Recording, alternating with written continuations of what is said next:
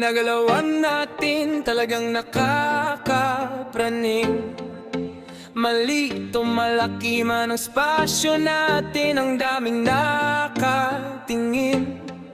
Bawat galaw at bitaw ng mga salita natin, nangingibabaw din sa tingin. Ika'y mamahalin at yayakapin, depende rin kung ika'y ginto o uling.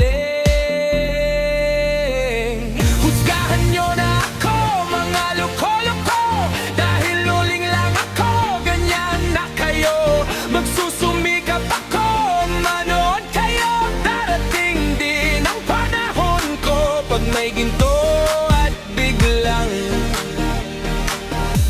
amigo na tayo.